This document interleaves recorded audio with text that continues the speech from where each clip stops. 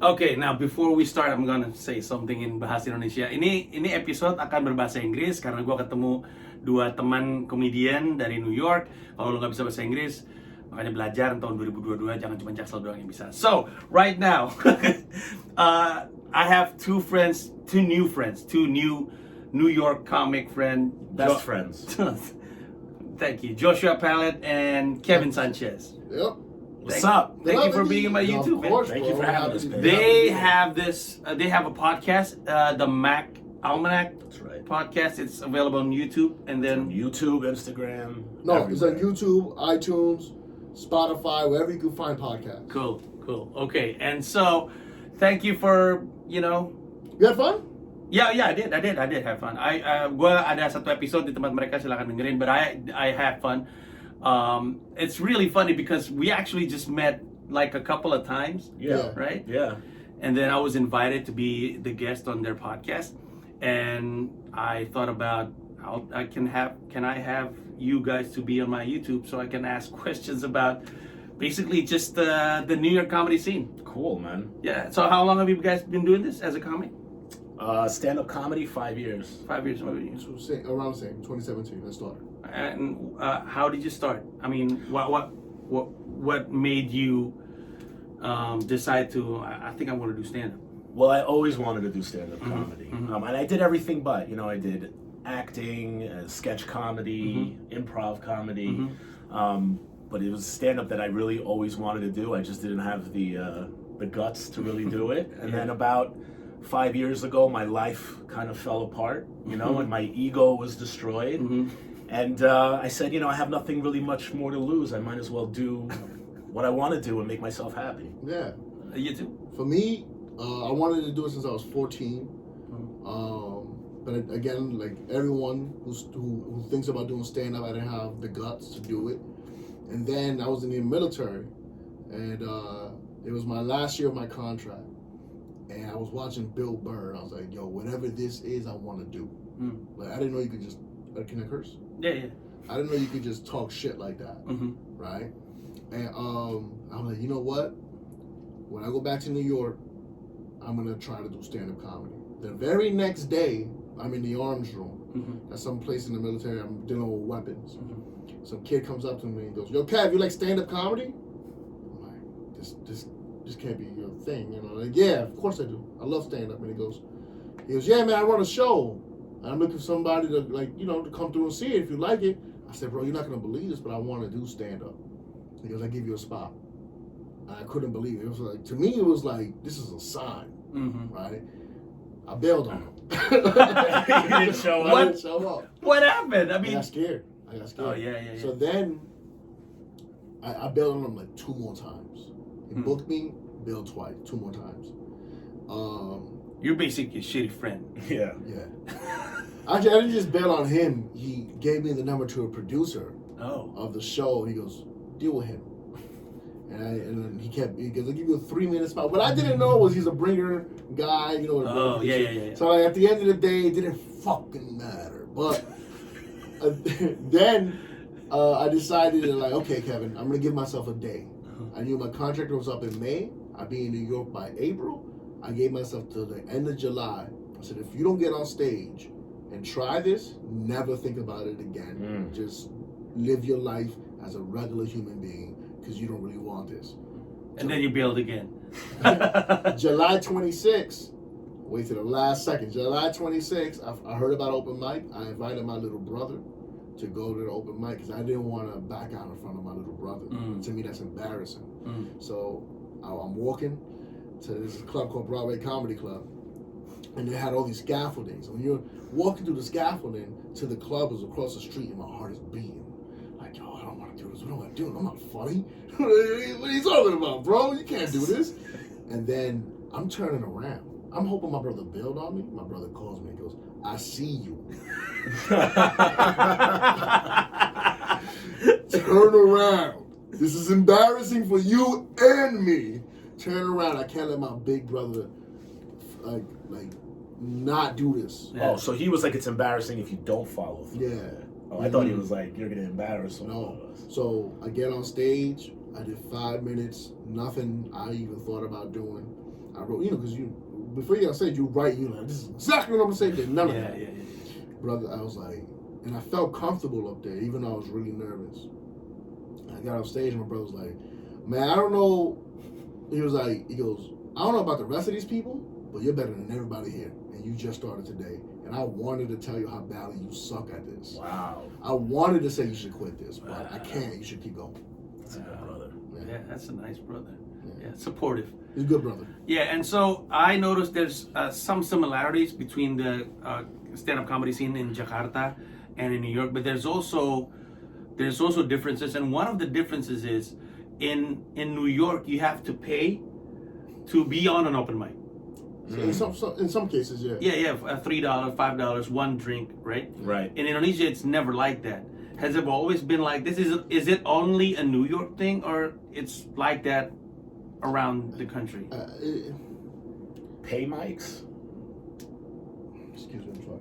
I think paid mics is more of a New York thing, more of a West Coast. It's more of like a LA big city thing. Oh, okay. Right? Because it's so expensive to have a business. So they're like, if we're going to, designate a space to a bunch of people pursuing their dream, then we're going to capitalize. Yeah. But there are free mics in New York. You can find them. Yeah, I do. I sometimes I find them, but I thought that the reason why you have to pay is to sort of like to limit so that no weird people or crazy ass people showing up. Because in Jakarta, you don't have to pay. You can just show up, right? And then you just go on stage. And there's a lot of the times, who the hell gave this guy the chance to go up there? Right. Just some people just want to be seen, right? Right. Especially crazy people, they want to be seen. So I thought it was that. I thought that was the reason, just to sort things out, sort people out. No, we see lunatics come up on stage. There was a lady who. There used to be a comedy club. It closed down because of the pandemic, called The Creek and the Cave. No, it's open now. Well, they moved it to Austin, Texas. But there used to be a lady who would come there and strip down completely naked. Oh, that's crazy. And I thought I hadn't seen her in a couple of years, and then we did a mic at Producers Club a few weeks ago. And Denise, you met Denise. Yeah. Shout out to Denise at Mic'd Up NYC. The lady walks in and she goes, "Can I take my top off?" And I thought she meant, "Can I take my jacket off?" And I was like, "Yeah, sure, go ahead." And she got on stage and she started undressing. What is going on with this lady? Because obviously she has money. Do we have? Oh to pay for no, that? she's the whore. But how come? I thought she was homeless, right? No, I think she probably receives like an SSI check. You know what that is? Social Security. Oh, so she, Yeah, like she's like like a crazy person. she's cuckoo. Yeah. So, but it's fun because I've been going places and I realized that comics are mostly organizing the mics. Right. No mics. Yeah. Why is it different in Indonesia? Indonesia have communities. There's a thing called Stand Up Indo, which is a stand-up comedy community. Right. Hundreds of small communities. So Stand Up Indo, and then there's Stand Up Indo Jakarta, Stand Up Indo Bali, Stand Up Indo Aceh. So every city has their own community, and those community organized the open mics because we just want to have a place to perform and to test our jokes. But I noticed that comedians run open mics so they can have the chance to test their own jokes. Right. Is that a thing? Yeah, well, you the benefits of running mics and stuff is you get stage time, you get to work on your stuff, you have a place where you can consistently go. Yeah. And other comics get to know you. It's networking. Yeah. Yeah, it's true. I felt that. This is one of the benefits of the networking part. Right.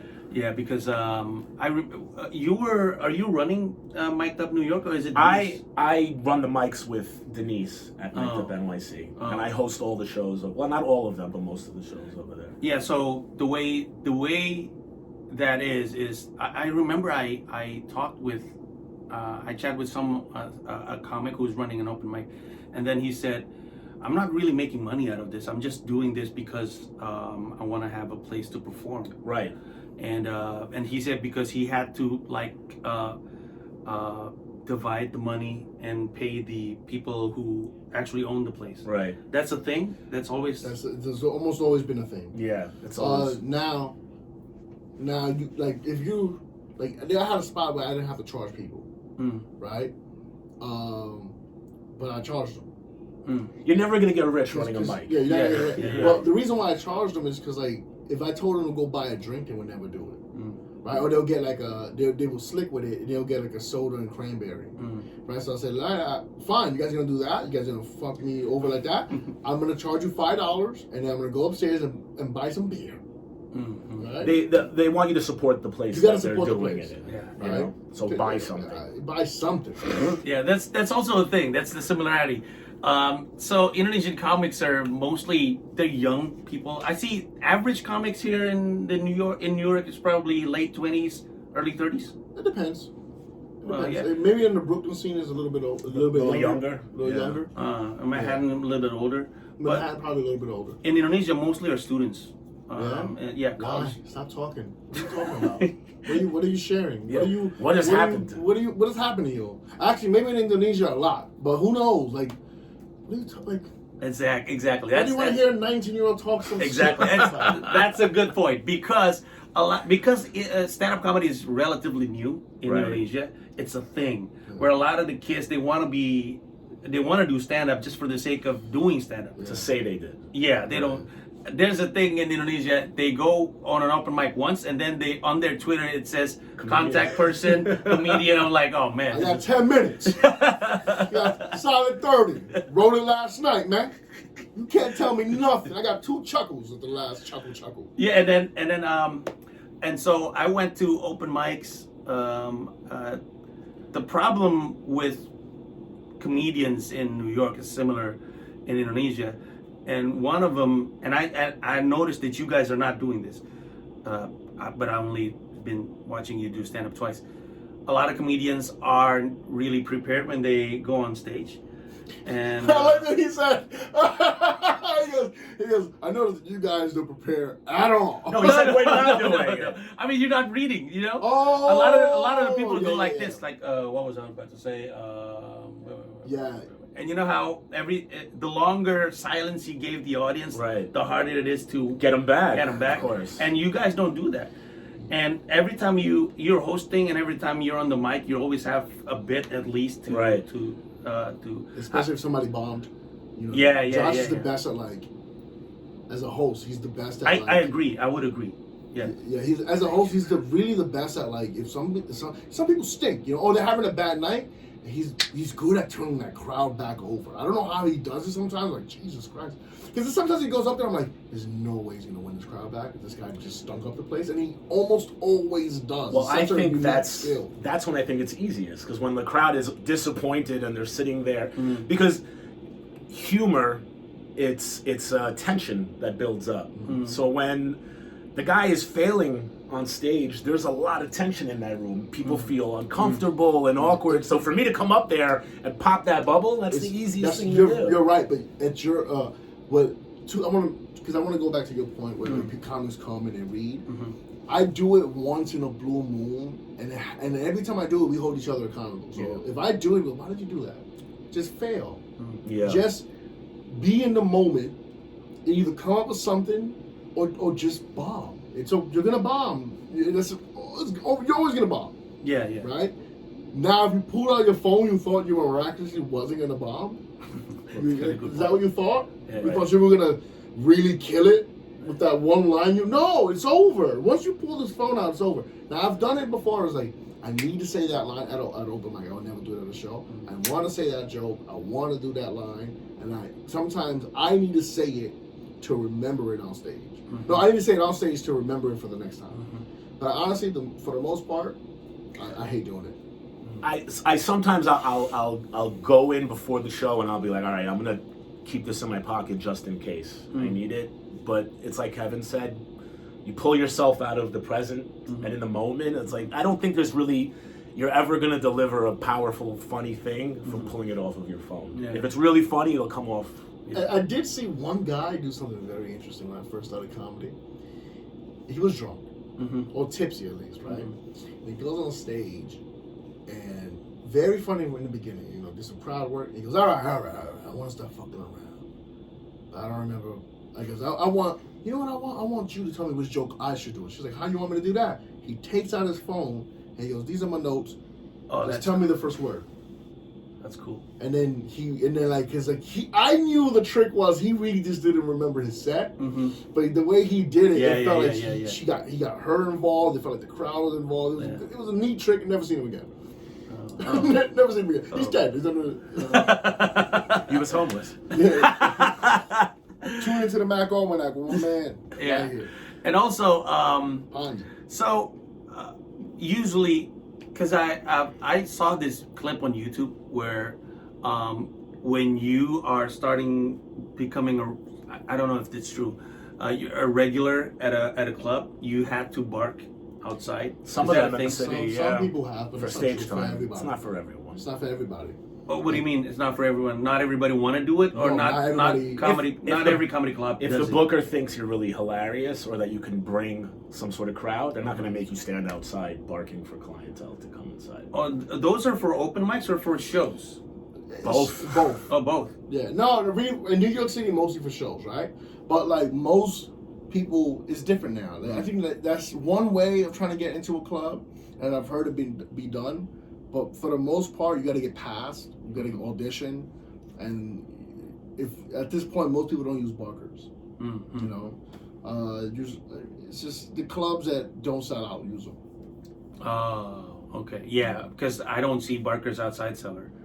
They don't need No, it. they don't do need that it. at Cellar. But I think Caroline's does it, right? Which is the one on 42nd Street over there. LOL. Do you have a favorite place to perform a club? Like there's Gotham, Caroline's, and then Stand Up NY. We're not good enough. No, we're not. Gotham is a beautiful stage. I've performed there. Have you seen the Gotham Comedy I've Club? seen it on YouTube's and Instagram clips. I can get us a show there if you want to do that. There. Oh, that's We'll cool. set that up. My favorite place to perform. Honestly, right now, it's not really a club. I like going to Producers Club and doing a set. You know what? I was about to say. So I think I've been to like maybe 15 or 14 places. The Producers Club, the Mic'd Up New York. Yeah, Mic'd Up NYC. Yeah, Mic'd Up NYC is really it's different. Even the comedians are into it. Right. Some there's a lot of there's a lot of mics there. There are comedians, but they're not into it. They're not watching the people. And That are I gotta credit Denise. I gotta credit Josh, and I gotta credit myself because we built a culture there where it's like this is about we put on a lot of people who produce shows there now who just like the whole thing was let's make this like worth being at, like be into the bits, like be into the jokes, like try to pay attention. At least, and if like some people like you'll see people bombing up there. Like I guess no one wants to laugh for me. It's like nah, bro, you were just laughing for the other guy. Yeah. You just don't got it today. Yeah. You know. I think the culture that we built there is that we really love comedy and we really want to see people be funny. So like you go to some mics, different parts of the city and the 5 boroughs, and it's almost like the audience is rooting. Well, us other than that, the people who are sitting there, they're not rooting. Like we're rooting for you to do well. That's true. You know, like all these comics, so these are people we've built friendships with over the last few years, and we love them. We think they're hilarious, and we know how talented they are. We believe in their comedy. You know, and then you get the random schmuck. And there's a good mix in there of like dudes who've been doing it for a few years and dudes who just started. And you need the guys that just started these open mics because it helps us. Like it helps us go over a joke and do a bit that we've been probably doing it 20, 30 times, you know, or 100 times. And but like you see 6, 7 new comics, you're like, okay, I could do this bit. And if they don't laugh, I mean, it's just not funny. Right. They're still starry-eyed. They're like regular folks. Yeah. You know? I that's just one time I was at the mic and a couple of comedians went into the room, and then he said, I just bombed. Where were you from? I was from this mic. And then the other guy said, oh, but that's the mic. And then another comic, yeah, that's the mic. The mic's the problem, not... Yeah, because sometimes there are mics that are not just, you know? You can't do that, though. You can't blame the mic. No. Here's the thing. I used to say that shit too. Like, I bombed at it. Well, not like that. I used to say, it's a mic. You're going to bomb at a mic, right? But then you start getting better, and then you kind of know what is like how to make them laugh too. I think, you know, growing in comedy is holding yourself accountable. You know, like if you It's true. if you go out there and you do shows and you do stuff and you're like, oh, the audience just doesn't get me. It's like, no, you don't get the audience. You're not figuring out how to connect with them on the right level. Yeah, I think the harder it is, the situation, the better it is in a sense that you can use that to learn how to, you know, break the crowd. Well, I think adversity, uncomfortable, I think that breeds humor. I think the funniest things come from feeling awkward and weird in your space. Yeah, That's where the funniest stuff happens. Yeah, and I really, this is not me blowing smoke up your ass because we're here. I mean, I'm in front of you, but I really like you guys. You said, when you do mics, obviously it's the place where we get to learn new stuff, right? But do you open with the regulars, so to say, the bit that is already solid, or you go 100% new jokes, or well, basically I just do the same stuff because yours is different and I try new stuff all the time. Yeah. I, you know, Kevin and I, we started comedy around the same time 4 or 5 years ago.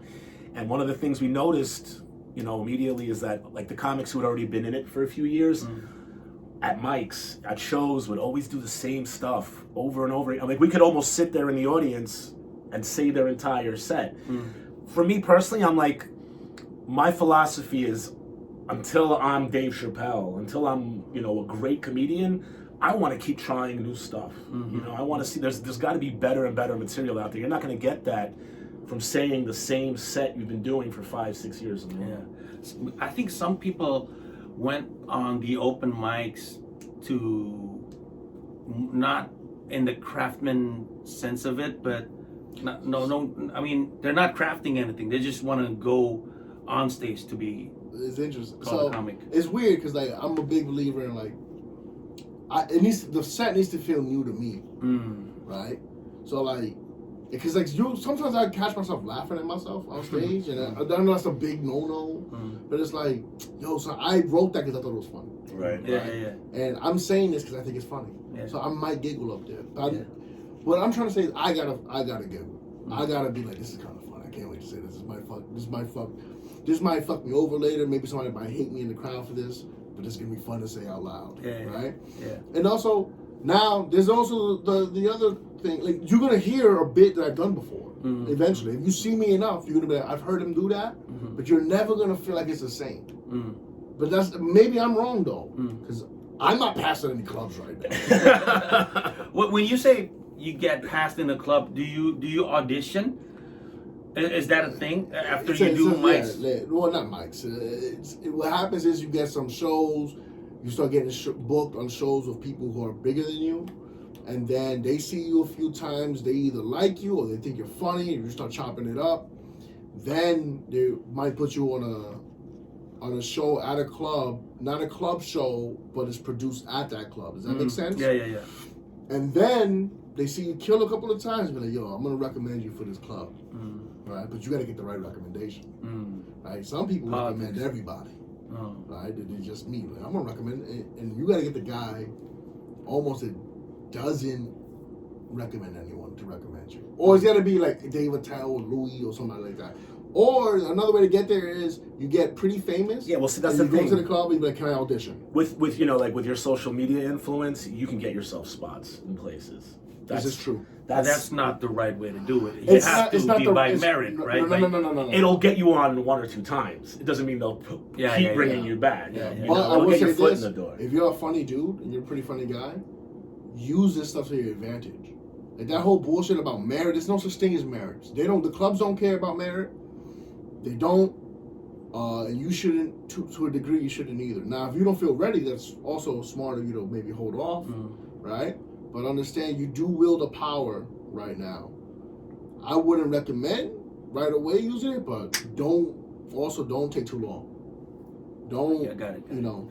I was, so we had a bit of a chat there on that night on the show. And then I don't know how to say it. In Indonesia, there's a term. There's no direct translation to English. And the term is sungkan. The word is sungkan. Sungkan means that you are hesitant in doing something because you are worried that people might think you a certain way. Okay. You know, Yeah. it's called sungkan. I think It's a people are culture going to thing. judge you for the way you go about your business. Yeah, They're going to do that no matter what. Yeah. it is true. But No it's matter a what. cultural thing. It's an Indonesian thing. It's a- We it's always a- think like It's that. a Latino thing. It's a Jewish thing. Yeah. Right? Like, we were, like, one thing I learned, I had this friend named Dylan. Mm. He just started getting funny, Mhm. but he's way further than me and Josh. Does that make sense? Yeah, yeah, yeah. So, and what I noticed about him is he doesn't care if he qualifies for what he asked for. Mm. And it's interesting to see him operate, right? So, like, he'll ask for something, maybe don't deserve it, but he'll get it for the simple fact he fucking asked for it. That's a lot of the time. You just got to speak up. You gotta and speak ask up. for it. And then and they could say no. Understand they could say no, but they could also say yes. And I'm learning how to, like, because this is a generational thing where, like, you get what you deserve and you don't talk to your elders and you got to look up to people. That's how I grew up. Now I'm learning to, like, kind of whittle that down to, like, I don't know what anyone deserves. And I like what Josh deserves, I would never judge. Like, I can't judge what Josh gets based on what I think he deserves, right? And I gotta stop doing that with myself as well, right? That's what, and you should probably do the same shit, Yeah. right? And if not, you know what, kid, you're never gonna make it in this industry, right? Yeah, it because from us. Indonesian this sungkan thing. There's an American friend of mine. I know him in Jakarta, and he said, "Why do Indonesians lie a lot?" And I said, "What do you mean? I mean, what do you mean by Indonesian lie a lot?"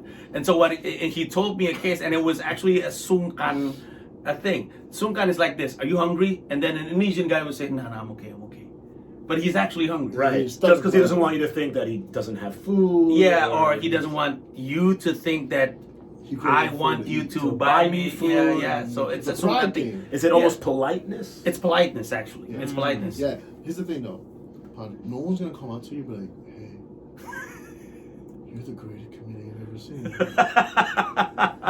Next week, I want you to put all your veils to the stand. No one's gonna do that. I know. And I think politeness this is not the city for the polite. Exactly. So I have a friend who lives in New York. He works in a restaurant. His name is Adit, and I was hesitant to ask for his help to pay to Venmo someone for a mic. Right. You know, because I don't have a Venmo. He does, and I was hesitant to ask him to Venmo for me. Right. And it was like, don't be too Indonesian, man. You're in New York. Act like a New Yorker. I was like, oh yeah, I understand that. And then the part where we talk about it, and then kind of switched the way I think. And so I'm gonna be a New Yorker right now. You got to be bold, man. This is New York City. Yeah. How do I be a New Yorker? You are. You're with us now, man. You're with me and Kev. Now you're an with us American. now. Is there an accent like I have to? Not New York. Can you say Yeah, get the no, fuck no, out? Get the fuck out of here. There you Yeah, go, there bro. Damn, that was. That was pretty good. Get the man. fuck out of here, man. Oh, get the Hey, Hey, yo, fuck get out the of fuck here. out of here, man. was I'm perfect. walking in. We don't do walking here. We don't It's do too that. corny? Yeah, it's too corny. Get the fuck out of here. Go fuck your mother. Jesus Christ. Go ahead. Go fuck your mother. There we go. 2 million views. Josh, Kevin, thank you very much. Thanks, man. It's been a pleasure. Pleasure. Do you want to do this? Would you want to do it if I ask you to do another episode of this? And course, you know, 100%, yeah, man, okay. for sure. Yeah, cool. Thank you very much. For you guys who are watching, you can follow. It's Kevin Sanchez on Instagram. ITS Kevin Sanchez. And Joshua PALED. It's PALED. Joshua right. PALED. And they also have a podcast. It's the Mac Almanac. Almanac. It's an Apple podcast. It's Apple, on Spotify. Apple, Spotify, Spotify, YouTube. YouTube, Instagram, everywhere. Hilarious comic. One of I hope it's okay for me to say this right now, but I haven't told you this, but I run a company back in Indonesia. It's a stand-up comedy company. It's called Komika. We do shows and everything else, and I would really like for you guys to go to Jakarta one day. That would be and perform. crazy. Let's awesome. go. I would leave right now. really. That's how much I have a sense of you. I mean, I only met you. I've seen you twice, but I have a sense of what your comedy is like, and I really, really think that you can nail it in Jakarta. Yeah. That'd be Yeah, I awesome. really do. Yeah, one day. Let's do it. But okay, thank you very much. Terima kasih semuanya. Bye bye. Can you say? I'm gonna say ngentot. That's fuck you. How do we say it? Ngentot. Nientot! Niento. That's That's fucking brilliant. You Right. go. Thank you, Ben. Terima kasih udah nonton video ini dan juga terima kasih udah subscribe kanal YouTube gua. Gua mau ngasih tahu bahwa gua membuka YouTube membership dan ada 3 jenis penawaran. Ada 1 paham Rp30.000, ada 1 rasa Rp125.000, ada 1 jiwa Rp1,5 juta. Masing-masing punya manfaat-manfaat tersendiri. Ada konten-konten khusus yang gue siapkan untuk para member. Kalau tertarik, silakan mampir ke home, klik join.